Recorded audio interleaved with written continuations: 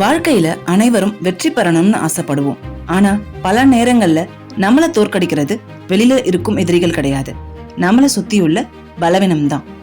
அனைவருக்கும் வணக்கம். இது தமிழ் லைப்ரரி கதைகள் உலகத்திற்குள் உங்களை அழைத்து செல்வது யாழிசை.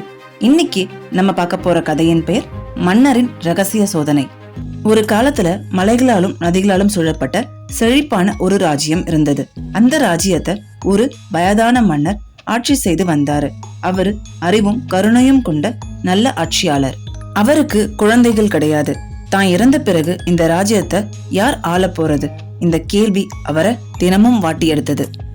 ஒரு நாள் அவரு காட்டினுடைய எல்லையில வாழ்ந்த தனது ஞானமிக்க குருவை சந்திக்க போறாரு. குருவே, இந்த ராஜ்யத்திற்கு தகுதியான வாரிசை கண்டுபிடிக்க எனக்கு உதவுங்கன்னு கேட்கிறாரு. குரு சிறிது நேரம் அமைதியா யோசிக்கிறாரு. பிறகு மன்னரின் காதுல ஒரு ரகசிய திட்டத்தை சொல்றாரு. அதை கேட்ட மன்னரின் முகம் மகிழ்ச்சியால மலர்ந்தது. மறுநாள் காலை நாடு முழுவதும் ஒரு அறிவிப்பு வெளியிடப்பட்டது. நாளை சூரியன் மறைவதற்கு முன் யார் அரண்மனையை அடைகிறார்களோ அவர்களே இந்த ராஜ்யத்தின் அடுத்த வாரிசாக அறிவிக்கப்படுவார்கள். இந்த அறிவிப்பை கேட்ட மக்கள் மகிழ்ச்சியாகிறாங்க.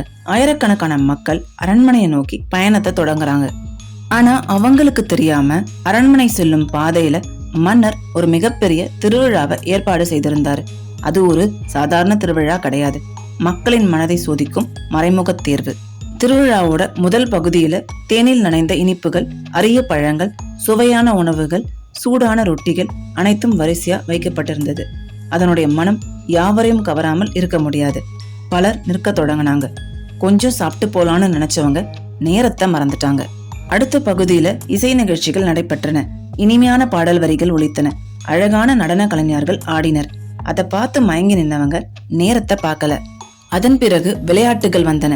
வில்லம்பு போட்டிகள், குதிரை பந்தயங்கள், மல்யுத்தங்கள், பரிசுகள் நிறைந்த சவால்கள். பலர் கலந்துக்கிறாங்க. ஒரே ஒரு போட்டி மட்டும்தான்னு நினைச்சாங்க. ஆனா ஒரு போட்டி மற்றொரு போட்டியா மாறியது. அடுத்தது உயர்தர பானங்கள் வழங்கப்பட்டது. மக்கள் அங்கேயும் நிக்கிறாங்க. சிலர் மகிழ்ச்சியில மூழ்கி போறாங்க.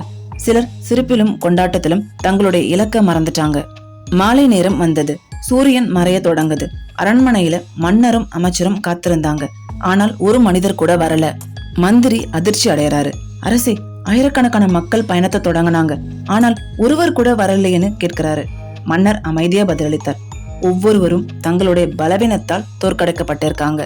அந்த நேரத்துல தொலைவுல ஒரு உருவம் தெரியுது. ஒரு வாலிபன் மெதுவாகவும் உறுதியாகவும் நடந்து வரான். அவன் நேரா அரண்மனையை நோக்கி வரான். அந்த வாலிபனும் திருவிழாவை கடந்து வந்திருந்தான். அவன் உணவுகளை பார்த்தான், இசைய கேட்டான், விளையாட்டுகளை கண்டான், பானங்களையும் இன்பங்களையும் பார்த்தான். ஆனால் ஒவ்வொரு முறையும் அவன் தன்னிடம் ஒரே வார்த்தைய சொன்னான், நான் மன்னரை அடைய வேண்டும். அதனால அவன் எங்கேயும் நிற்கல. அரண்மனை வாயில்ல கூட காவலர்கள் அவனை தடுக்க முயற்சி செய்யறாங்க.